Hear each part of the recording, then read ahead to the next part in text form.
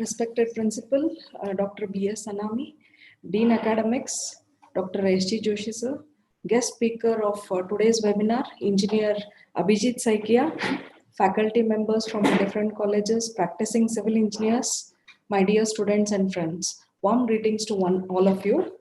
I, Madhumati Daduti, Head of the Department, Civil Engineering, welcome you all to the today's webinar on the topic Urban Flooding and Sustainable Drainage System. Before we start with today's webinar, I, on behalf of the department and college, would like to thank our guest, Engineer Abhijit Saikia, for taking his precious time out to be amongst us and share his valuable experience and thoughts. Secondly, I would thank our principal, Dr. B.S. Anami sir, and Dean Academics, Dr. S.G. Joshi sir, for giving us their consent as well as the complete freedom to host this webinar. I welcome you both, sir.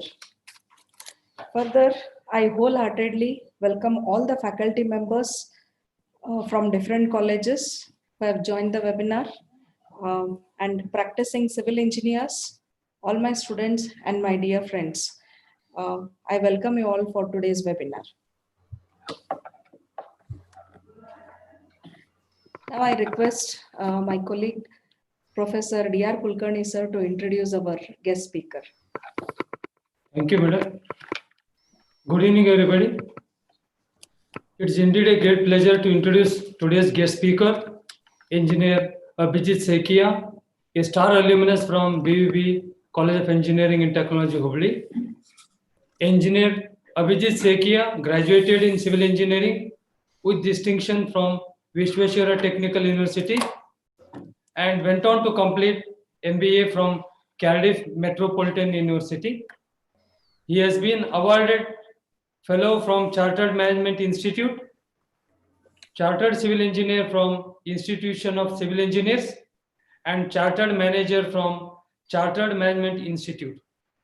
Sir also holds certification in Safety and Environmental Awareness from the Institution of Occupational Safety and Health. Sir has worked in various capacities as Senior Engineering Manager, Consultant, and Chartered Civil Engineer in developing engineering solutions and leading multidisciplinary teams to deliver challenging and complex engineering projects from inception to completion. Sir also has vast and varied experience across various sectors and markets, both national and international in nature. He has developed and delivered engineering solutions for projects associated with power transmissions and distribution, wind farm and solar energy, grid connections, thermal power generation, flood mitigation, sewage and water treatment plants, utilities and railway stations. With this brief introduction, I present today's guest speaker, Engineer Abhijit Saikia, to all the webinar participants. Now I request Engineer Abhijit Saikia to take over and share his valuable thoughts on today's webinar topic, Urban Flooding and Sustainable Drainage System. Engineer Abhijit Saikia, sir, please. Thank you, sir. Thank you for giving me this opportunity. Thanks to Madhumati and thanks in everyone who has organized this and providing me this opportunity to share my experience with you all. And I welcome all the participants and yourself and all the organizing committee. Thank you very much again. So I'm going to go through some of the slides and share my knowledge or share some examples of sustainable urban drainage system and how we can use this sustainable urban drainage system to mitigate or minimize flooding, mainly urban flooding. So I'm going to share my screen now, and I'm going to take some questions at the end of the presentation. So if you have any questions, please keep it with you, and then please share with me at the end of the presentation, and I will be very happy to answer your questions. So I'm going to share my screen now, if that's okay.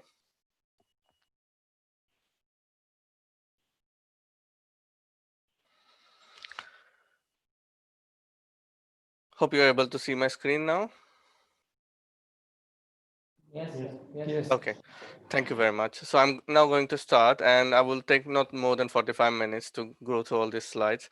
And in between, if you have any questions, as I said earlier, please keep it to the end, and I will then able to answer your questions. Um, so yeah. Basically, I'm presenting this on my own, and this is a presentation only for educational purposes and not for any benefits in any kind. So what I'm going to cover in this next 45 minutes is challenges of existing drainage system, philosophy of such, principles of such in a sense, sustainable urban drainage system, key components of such, and then if such management drain, which is also called such principles, then some examples of such components, and then benefits of using such, and what we can do to drive such in India or in Indian urban scenarios. And then I will take questions and answers. So I put some pictures here, and these are some of the pictures where you can clearly see how our cities are flooding or get flooded because of our urban culture. So these are some of the pictures which clearly says we have some problem in our existing system and we need to do something, and we need to do something sustainably. So urban flooding is very common across the globe, not only in Indian cities, but cities across the globe. And the pollution is another key problem we have. So I'm going to go to the next slide to see what challenges or what issues we have with the existing drainage system. So in brief, the existing system actually is not helping us to mitigate flooding. And also it is not doing much to control pollution. So what is there? The problem is the existing or the traditional drainage system is driven by the need to remove drainage from cities as quickly as possible. And that's mainly because of sanitation needs. And then because of the recent development, the permeable surface has significantly reduced, thus increasing the surface water runoff.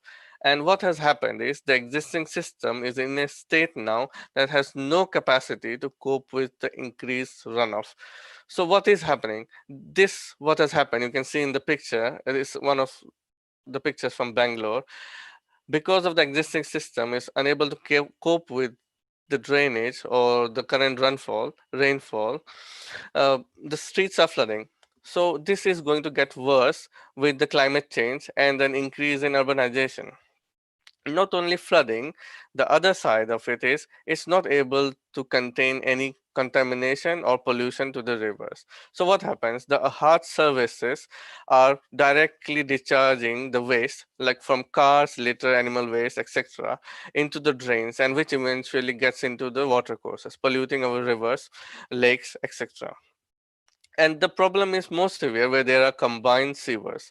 The combined sewers are designed to overflow into watercourse during extreme rainfall. And when this discharge of into the rivers, it causes pollution because this discharge is contaminated with sewage. So this is another issue with the traditional drainage system. And on the other hand, the traditional drainage approaches tend to be underground and it do not provide any biodiversity or any benefit in terms of creating new amenities. So there is a such, which I'm going to discuss such, and then I will compare such with the traditional drainage system. So I've highlighted this here, but I will come to this slide again at the end when we have gone through the details of such. So another thing, sorry, I'm getting some, uh, sorry. Okay, so the another thing is urbanization. So what is happening due to urbanization? The urbanization has the impact on the catchment area. So in a natural catchment, the large proportion of rainfall remains in the catchment, then evaporates or infiltrates with very little surface water runoff. Whereas in urbanization, the development increases the percentage of impervious surfaces, which significantly decreases infiltration and attenuation. At the same time, it decreases evaporation. And directly, it increases water runoff. So if you see from the picture on the right, before urbanization, say it's a very green land, and most of the rainfall or the runoff is going in to as an infiltration or it's evaporated to the atmosphere. So the runoff remains is only 5. This is a generic situation. So say 95% of the runoff is lost into the ground or to the atmosphere, and we have to deal with only 5% of the runoff. Whereas in an urban situation where we have created a significant amount of impervious areas, which has reduced infiltration, attenuation, and evaporation. And what has done to it is it has created a significant amount of runoff, say 95% of runoff, and only 5% going to the ground or to the atmosphere. So here is a situation we have to manage 95% of the runoff. Originally, with a green belt, we would have only 5% to deal with. So there's a problem. So what we need to do? Urbanization, we cannot stop.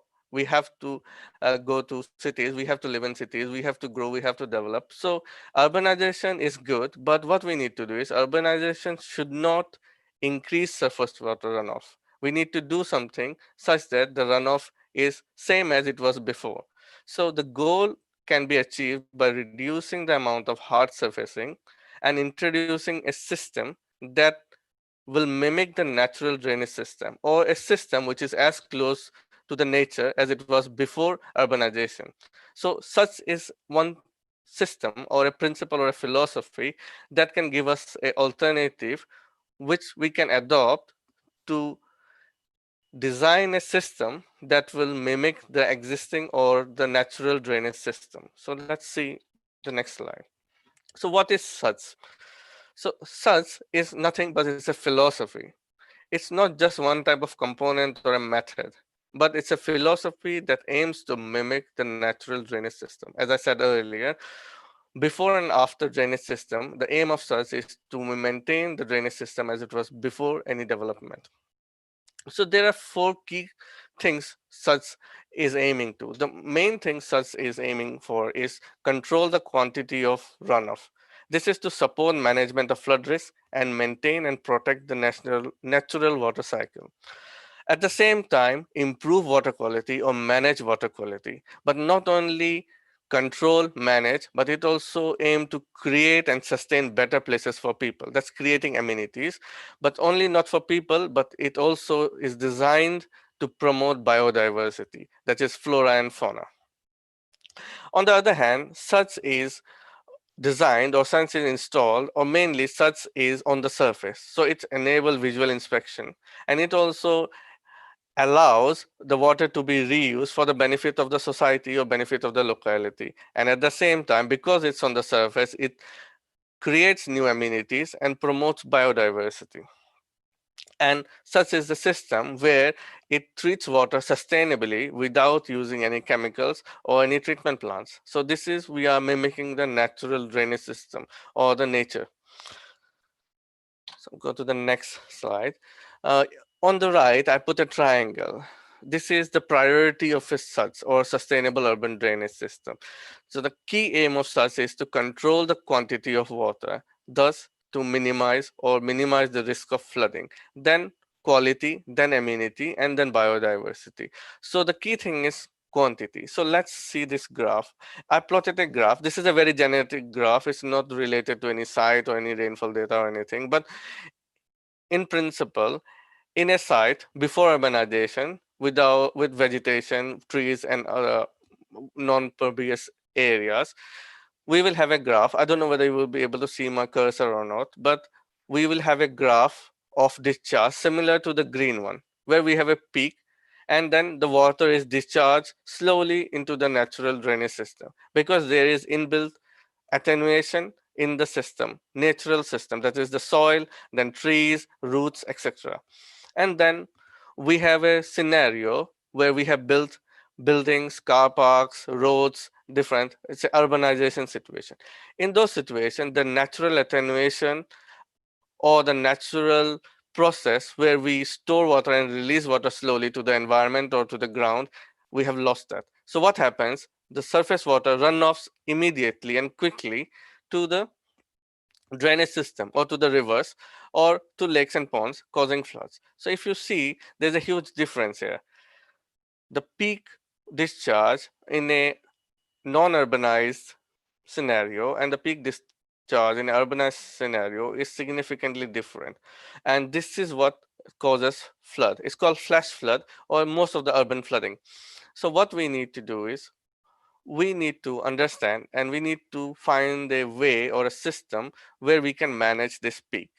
And when I say such is a system which mimics the natural drainage system.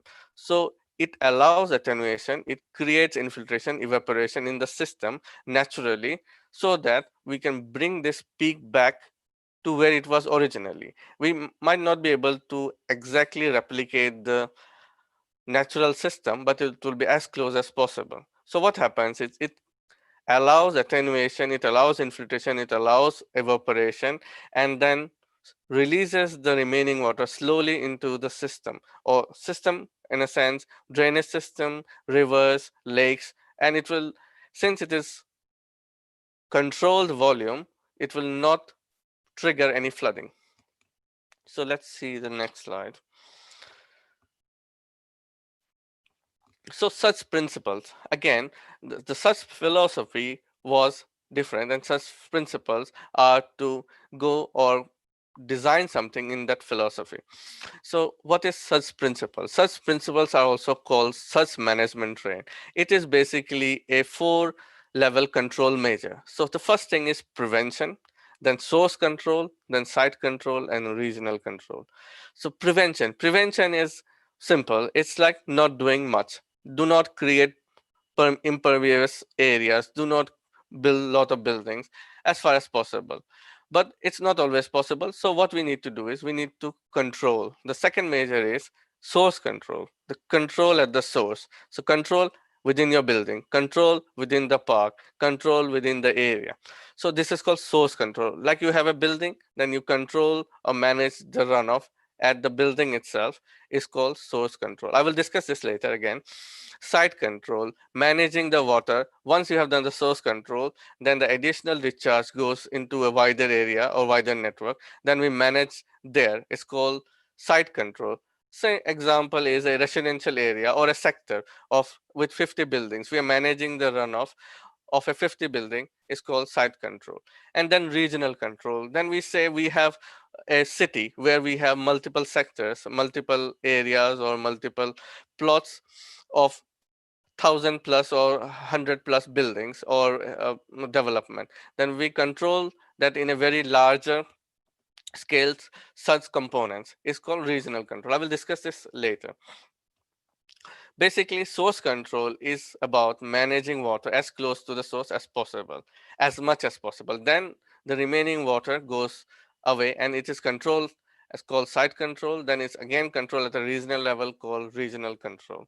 So key is prevention, source control, site control, then regional control, controlling and managing water at various levels. So such is not about a drainage system or designing a drainage system.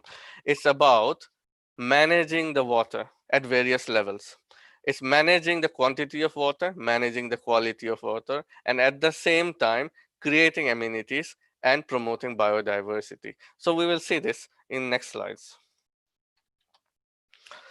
So as I said earlier, such is about control. So this picture is to give you a presentation or give you a graphic presentation of what it says. So first is prevention. Do not create impervious areas as far as possible. Control at site, and then whatever discharge goes to water course or ground, and the remaining discharge goes to the next level. And it's controlled in the next level called site control.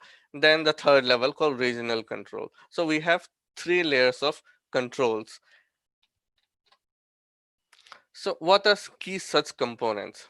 The key such components are the various components which are used at various levels, source control, site control, or regional control. We can use these components as a measure of source control, as a measure of site control, or a measure of regional control. But these control measures has to be designed and engineered suitably so that it fits for the purpose.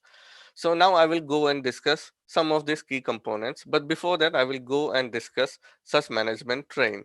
So such management train, as I said, is also known as such principles. So the first was prevention.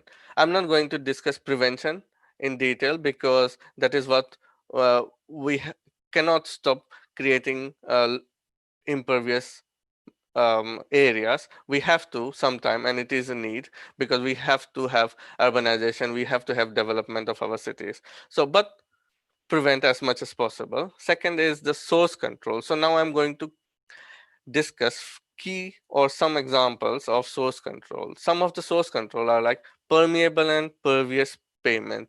I put a picture on the right, which is an example of a pervious pavement. But what I would like to say is pavement and using the surface, just creating a surface is not sufficient. What we need to do is creating a subbase, engineer a subbase that provides attenuation, infiltration, and subwater treatment. So before I go to the next topic, I will share this with you so that it's easy for you or everyone to understand what I'm talking. So there are two pictures. If you see, one picture is on the top and a picture on the bottom. Both has pervious pavement. The bottom one also has a pervious pavement. The top one also has a pervious pavement. But you can see there is accumulation of water on the bottom because I believe there is no design subbase in the other case. So when we say SUDS, it's a sustainable drainage system and it has to mimic the natural drainage system. So if we are creating a permeable surface, but we are not creating a surface which is replicating the original or a natural system, which is allowing attenuation of water, then we are not solving the problem to its full. So it's evident from the picture on the bottom that just the surface will not help. We need to create a subbase. So how we create a pervious pavement. So the pervious pavement is divided into two parts. Clear. It's visible part, which you can see on the top, the green part or the muddy part, and then the underground, which is called saturated zone. The saturated zone is a subbase which has to be suitably engineered, and the purpose of it is to allow water to be stored and released slowly, such that it is not quickly discharging all the water to a drainage system and then flooding. So the aim of a pervious pavement is not just to allow infiltration, but also to store water and then release the water slowly. And then the discharge, which is managed discharge, goes to a drainage system, and which is again controlled at other second layer, which is called site control, and then the third layer, which is called regional control. So this is called source control. Control the water at the source by attenuating it and discharging it slowly. So when you attenuate it or when you store it, it allows the water to infiltrate onto the ground, and the remaining water then slowly goes through a perforated pipe to the second level of surge management. So let me go to the slide again. Now, green roofs. So again, green roofs are a vegetation cover on the roofs. They are good looking, and at the same time they reduce the runoff by attenuating water and then promoting evaporation. At roof you cannot expect infiltration, so what it does is it's attenuate the water for certain time and then it promotes evaporation, and then remaining water then is reduced into the drainage system, which again can be managed as a source control or a site control or regional control. Swales. Swales are another natural example of managing water at source. So swales are shallow channels that are designed to collect, convey, and treat water. There are generally two types of swales, a normal and under-drained swale. They provide greater drainage, but they often remain dry. And swales are designed normally in the perimeters of area or near to highways, motorways, or roads. So I will show another example now of swale. So as I said, there are two types of swale. One is normal and another is, sorry, under drain swale. So if you see a picture, I've taken a picture of one. This one is in England, and this one is another road from India. So if you see the median is a permeable uh, area where the water can infiltrate, but it is not providing as efficient way of drainage or attenuation as the one on the right or left could provide.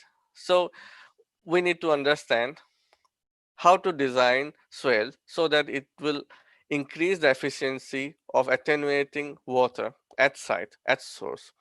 So this is an example. On the left is a normal swale where it is little bit, it's kind of a trench, or you can say a drain, but it's normally dry. When there is rainfall, the rain comes into that area, then we create the subbase is created in such a way that it attenuates the water for certain time, and then it allows infiltration of water to the soil. This type of normal swales are not connected to a drainage system, so the water falls in there and then infiltrates into the ground, and whatever remains will evaporate. The second type of swales is called under drain swale, where you have another layer of drainage system. It does exactly the same thing. It allows evaporation and infiltration of water into the ground and attenuation, but at the same time it is connected to a secondary drainage system, so that the water which is not already evaporated or infiltrated around can go to the second layer of water management system, that is site control or regional control.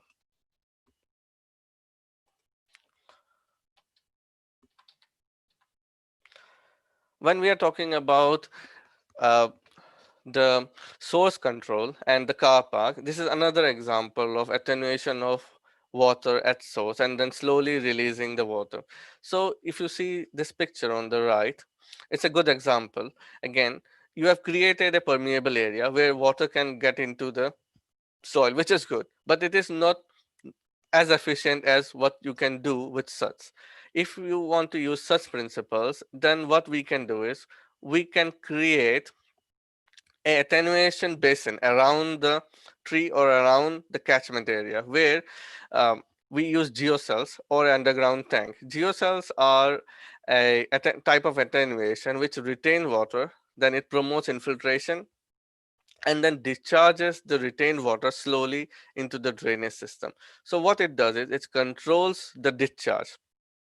So now if you see here on the picture, if there is a heavy rainfall, all the water will tend to get into this area. Because there's no attenuation, there's no provision where water can go to any other place, the water will or the area will flood. Whereas if we are creating attenuation around that area, then all the water will go into the tank, then it will allow time for the water to percolate into the ground, and then the remaining water can be slowly discharged into the drainage system. Then it can be again managed by site and regional controls. So such management train, then I've discussed source control. Now we have site control and regional control. I'm talking about the key components only here. So site control can be done, site and regional control can be done either by use of attenuation tanks, ponds, detention bases. So what is attenuation tank? As I said earlier, attenuation tank is a system comprised of some sort of holding area.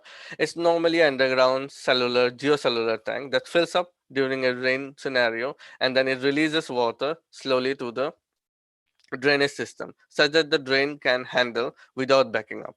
So attenuation tank can be used in one or could be very large depending on your using at a source, at site or a regional level. I'm going to discuss this later.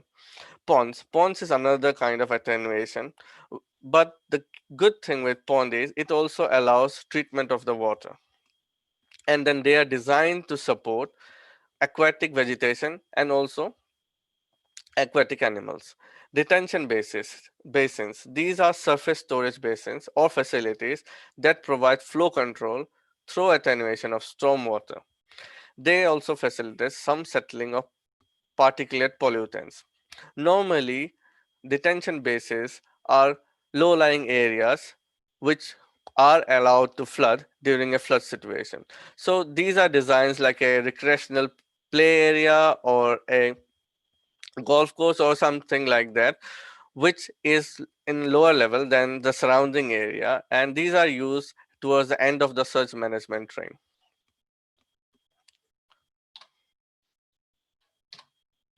So this is an example of attenuation cell. So on the right, if you see on right top picture, it is attenuation at source. So what you are doing is you're connecting or building some attenuation tanks at your house or at your building such that water is managed and controlled and discharged slowly to the public drainage system. And then attenuation on the left bottom is at site attenuation, where you can see you are connecting this attenuation to a number of buildings. So this is a larger scale attenuation where once discharge you are receiving from a particular area having 50, 60 or 100 buildings, then you are retaining that water and slowly discharging to the further drainage system for further attenuation or further control. And this also promotes, as I said, groundwater infiltration, but it doesn't uh, create any evaporation or doesn't help evaporation or doesn't help in treating water. But there are ways which I can discuss later where you can use attenuation and also allow treatment of water. And then regional attenuation, which is a larger scale where you are attenuating or you are storing water for a very big area like a small city or a town. So this is an example of a retention pond. A retention pond is, as I said earlier, it's a pond, and that is a site control measure. And then retention ponds also promotes amenities, and also it promotes um, vegetation and ecology. So a retention pond has a sediment bay. It has a permanent pool which remains wet throughout because it then promotes vegetation and aquatic animals.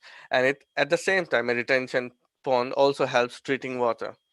So it also has a temporary storage volume, and this storage volume is to attenuate the flood water.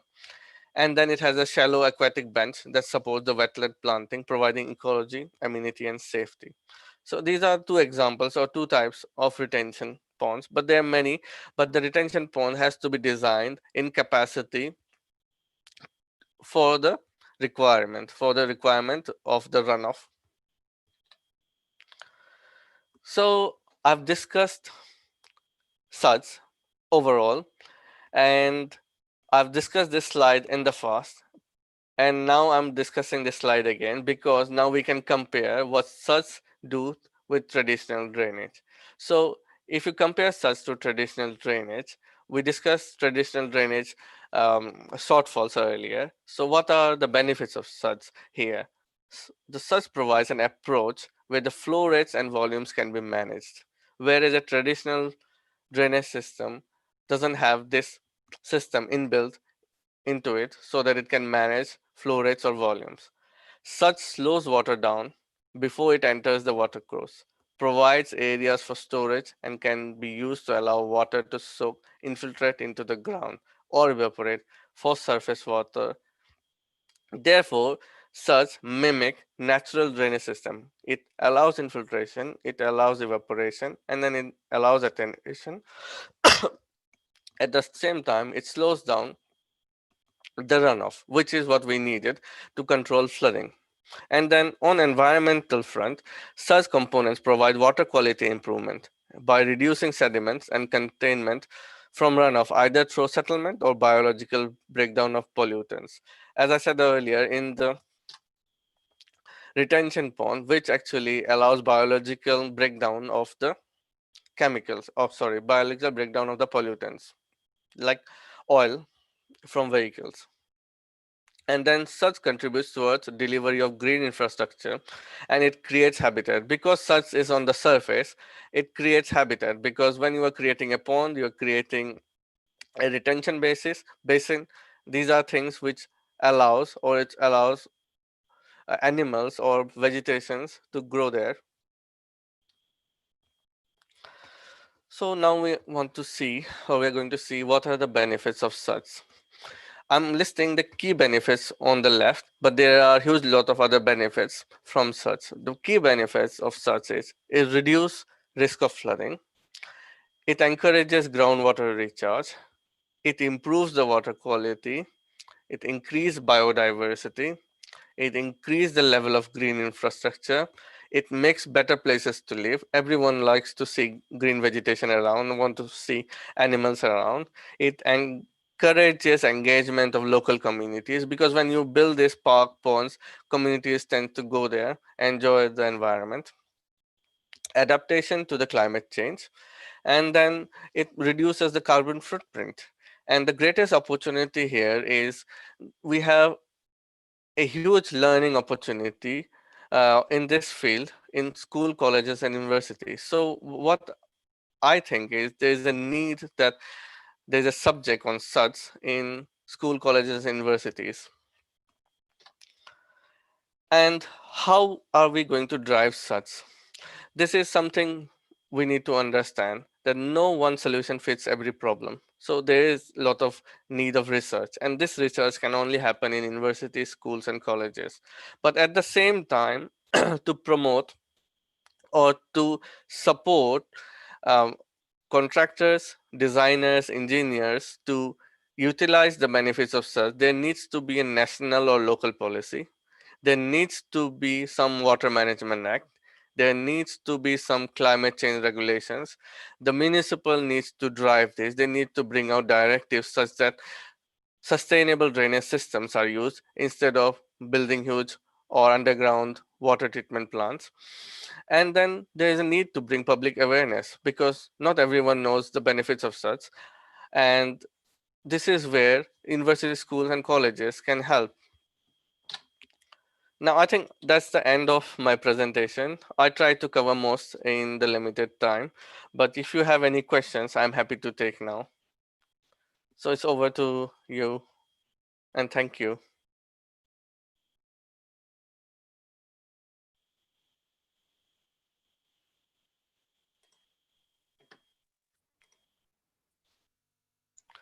Anyone got any questions?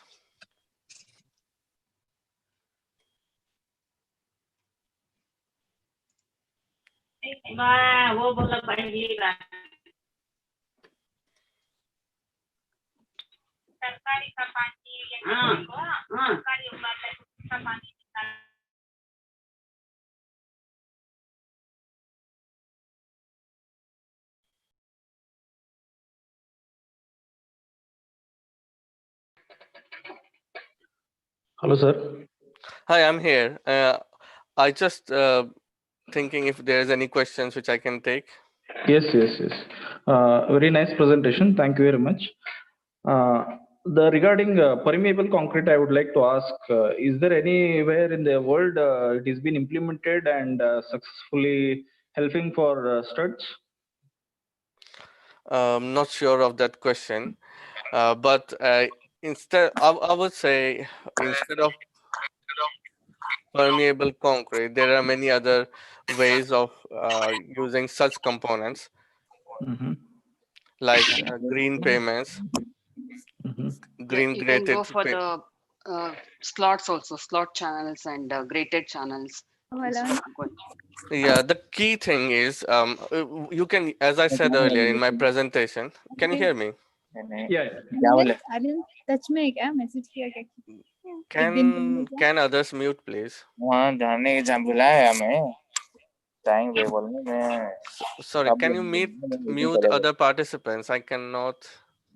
Yeah. हुआ क्या उनकी दीदी का शादी हुआ करते Hello.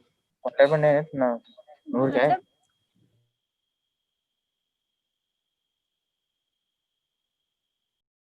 You can hear me now, right? Yes, sir. Yeah. So the key, the answer to the question is, you can use any kind of pervious material, but the key, as I said earlier, is to build the sub base right. If you're not building a engineered sub base, you're not achieving the purpose of such. So the sub base, whatever pervious element you use, if you need to build a sub base that will allow attenuation and slow discharge of the water. So again, if I show my slide here, you can use the pervious, just clay or not clay, any kind of pervious surface, grated or green or whatever, but it should be porous to allow water to get in. But what is needed is to build a sub base that will allow water to be stored and released slowly. So that's what I said earlier. A poor example, you have a pervious surface, but you are not building a sub base suitably to retain water. It's not going to help. Has it answered your question?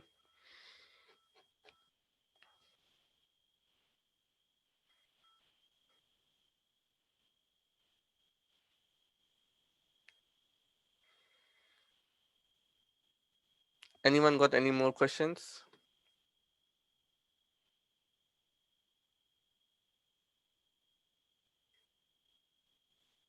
Hi, Abhijit. Yeah. This is Nirupama here. It was Oh, yeah. really good presentation. As you discussed in, I don't know much about Indian systems right now, but I heard that many of the apartments are including the sustainable drainage system within their boundary line, within their campus, whatever it is. But they Yeah. are not looking into the they're not looking into the outside, whether they are having the same traditional drainage system or in a sustainable drainage system. What is happening? The cause of the flood is happening because of this modernization. They are limiting themselves, but it is not incorporated everywhere else. The water from their area, it is going and making the flood in the neighbored area. We have the individual houses where they are not incorporated the proper drainage system, whatever sustainable drainage system. How this can be solved?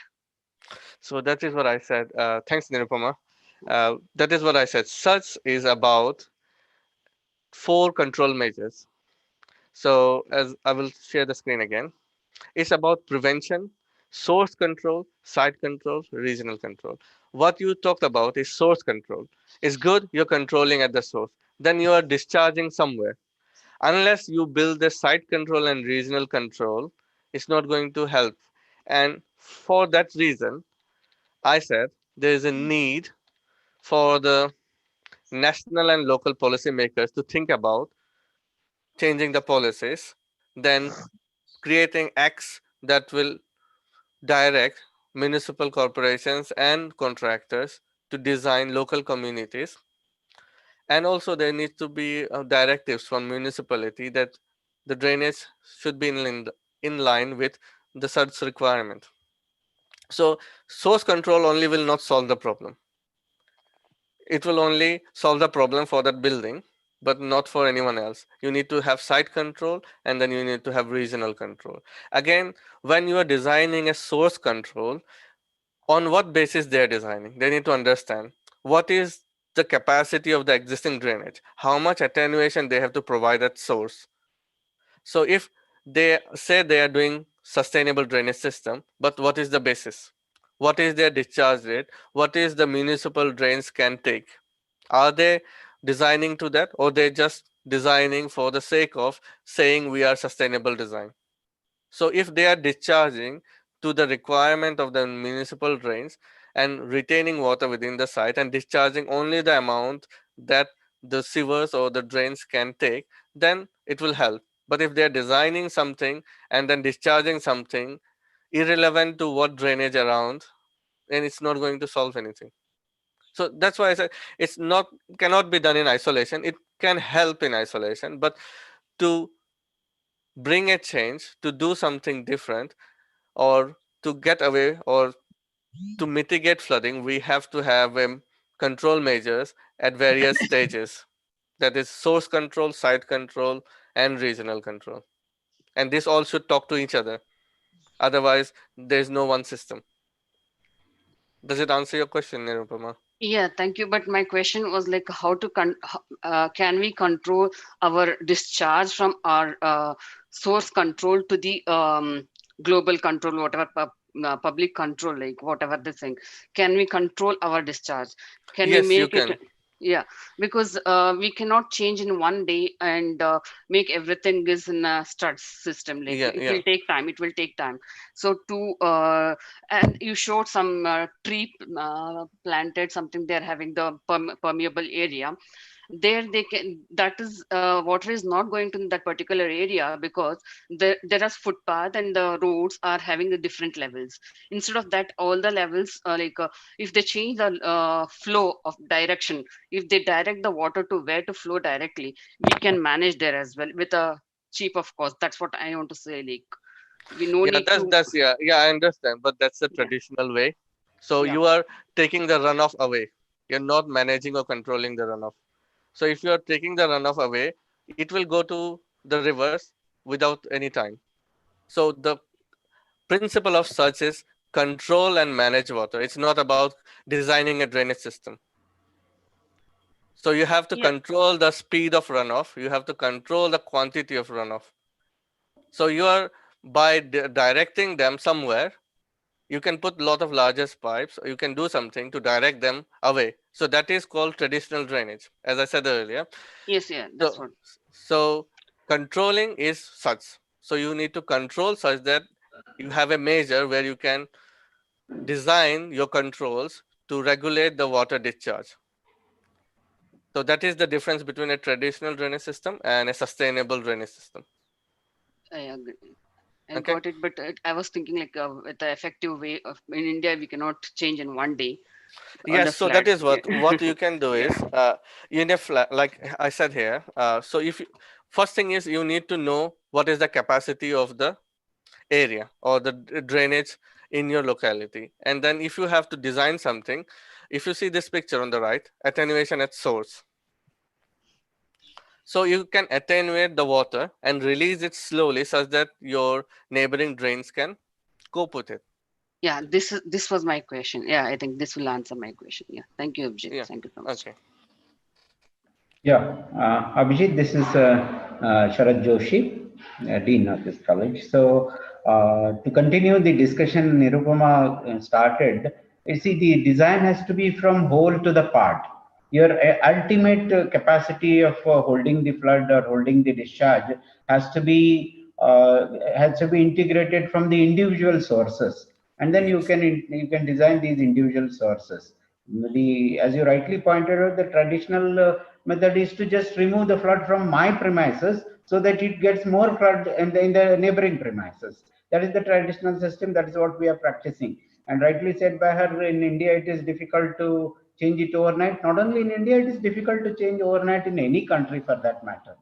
So the systems are there. These thinking has to change. The philosophy of the design has to change. All those will definitely require some time.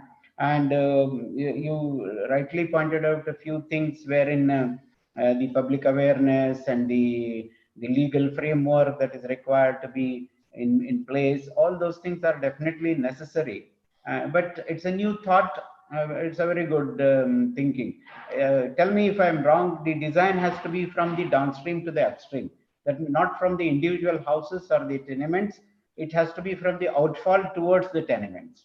You're Or is right. it the other way? No, yes. First, you need to understand what is the capacity of your rivers, what is the Yes. capacity of your ponds, and then you create retention ponds or you create site controls, source Yeah. controls. And so this is not one individual task. It's a task of the whole of the country or whole of the society, Drainage starting system from rather. in Yeah. yeah, Yeah. The catchment or the basin as a whole. yes. So you can control at source, but you cannot control unless you know what is the capacity of your drainage. And then you Correct. cannot design a drainage unless knowing what is the capacity of rivers. So Yeah. it's all interlinked, as I said. Yeah. The magnitude of attenuation has to be designed in a progressive way. Yes. So that is why I put this picture on the background. If you see, Yes, it's, yes, it's, yes. it's finally is the receiving water course at the end. And that's Yeah, how you manage. yeah. Any more questions? Yeah.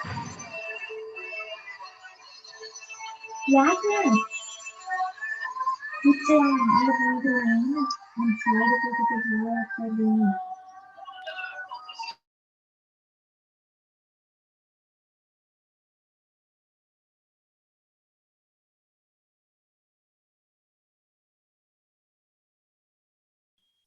Anyone has got any more questions? Sorry.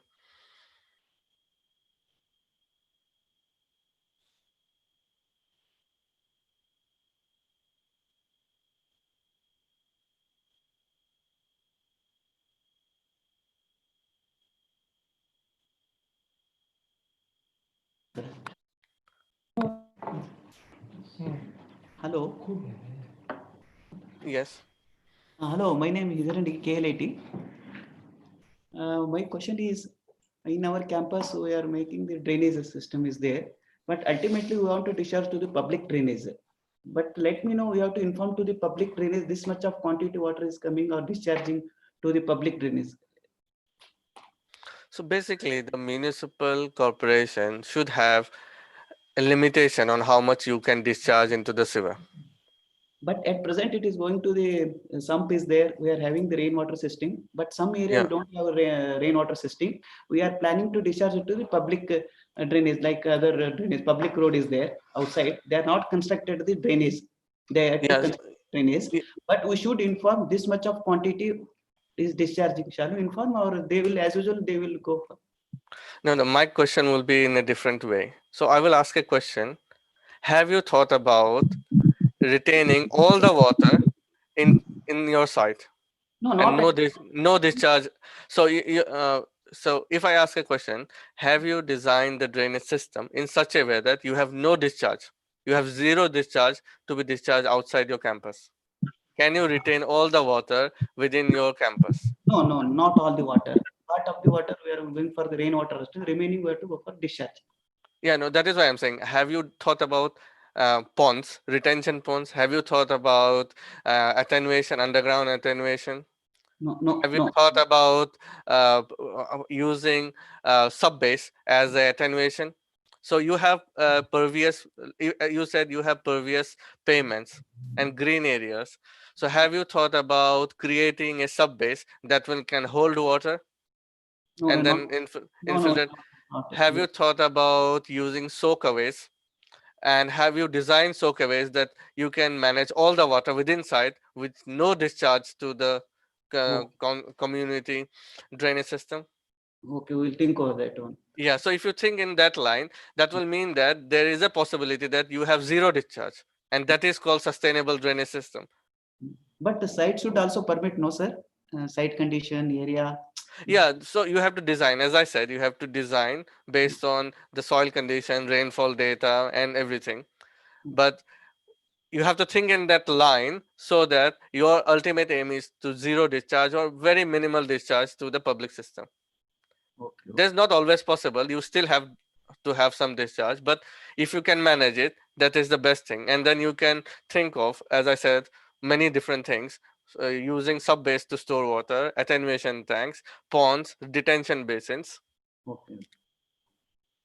Okay, thank you, sir. Thank you. Yeah. Hello, sir. Hello. Yeah. Sir, actually, in urban areas, the government is promoting for rooftop rainwater harvesting. Whether Yeah. rooftop rainwater harvesting in urban areas can be considered as a control measure, source control measure. Yes, it is. It is. As I said, it is one of the source control measures for such. And it because roof water, it allows or it helps evaporation of water, and it also helps retention of water to some extent. And when you retain water and when it is exposed to the environment, it actually promotes evaporation. At the same time, we are harvesting the water and then storing it for reuse somewhere. So it is in line with such principle. Yes.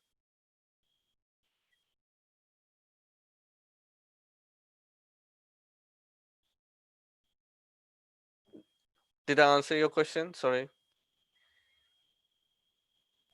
Yes, sir. Thank you.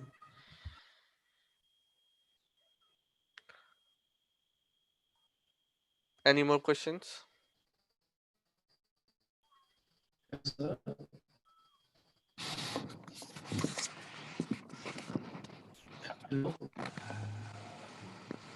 Any more questions from any of the participants? Hello. Hello, sir.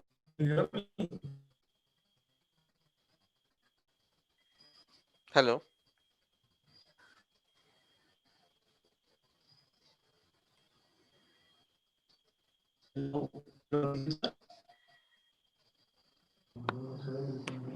Sohail Parvez, sir, we can hear you. Sir, yes, ma'am. Okay. Hello, Abhijit, sir. I want to speak about the Bangalore flooding. Recently, in newspaper 2 days ago, there was an article that 20 feet of groundwater has been recharged due to this, botanical garden. Sorry, you're breaking. So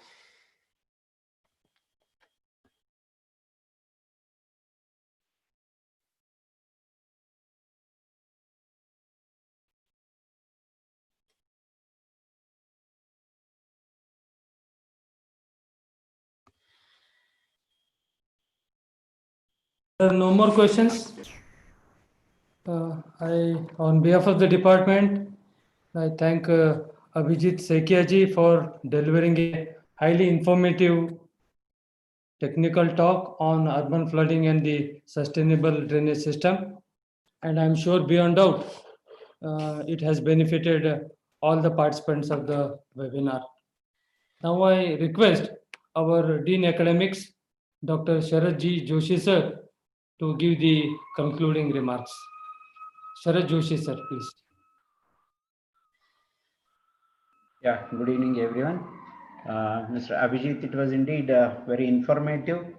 We talk about the urban flooding and sustainable drainage system. Earlier, we used to differentiate between or treat them separately as, say, one of the systems like Pradeep told you, the rainwater harvesting. Rainwater harvesting simply as a source of water, not as draining off of the water. So, and then soak pits and all those things there, they all were groundwater recharge, a single purpose. From your presentation today, all these can be combined and a sustainable solution for drainage as well as the source of water, also increasing the groundwater as well as availability of the surface water can be increased, and also the much attenuation in the flooding can be done. We all know that the flooding in urban areas has become so worse that within 5 or 10 minutes, all roads get flooded, traffic gets jammed, and we are all suffering in many of the cities, many of the urban areas. This has become a chronic case now, especially in cities like Mumbai and other places wherein there is no natural slope available for the water to drain off very fast. So the velocity would be very slow, and therefore the inundation period will be quite high. So with the new thought or the new philosophy of this SUDS, we can handle these situations in a better way than what we could do in the traditional drainage system. And rightly pointed out by you, intricacies of all those things, and even the design, a few pictures were very informative, and also opening up this window for our students as well as practicing engineers, all those who have joined today's webinar, that such a system can be a sustainable one, can be developed, can be implemented in even in our country as well. So the public awareness has to be there, and your last slide is rightly pointed out that this has to be, the onus has to be on universities and engineering colleges, and therefore we feel that a webinar of this kind, by an explanation of the level that you made, is really a step forward in this direction of creating a public awareness, at least in the engineering fraternity of our country. So that's really a need of the hour. And then national policies, state policies also have to be in tune with these requirements. Therefore, it was really indeed very informative and a very detailed discussion on this problem of urban flooding, as well as in tune with this, you have also inculcated, you also included in this the biodiversity aspect, which is really missing in floods and the drainage measures. So biodiversity is entirely a different domain, it is being felt. But if we can combine the environmental issues and biodiversity along with the flood control, as well as the availability of water, rainwater harvesting, all those things, it is really a sustainable solution. It's really a comprehensive plan that we would be arriving at. On behalf of Kelly Institute of Technology, thank you very much. It was very informative, and you are an alma mater, you are an alumnus of Kelly Society. So we are very glad to have received you and had a webinar with you. We look forward to many more such informative webinars from you. Please be in touch, and I thank you wholeheartedly. Thank you all. I thank all the participants, and also a good round of applause. Kudos to our civil engineering department who have taken up this very new subject, which is very, very informative. Thank you. Thank you very much. Thank you very much again. Thank you for this opportunity. And I can be contacted at my email. So always happy to respond to any queries or will be in touch. Thanks very much. Thanks again to all. Thank you, sir. I now request Professor Ishwar Patil, sir, to propose vote of thanks.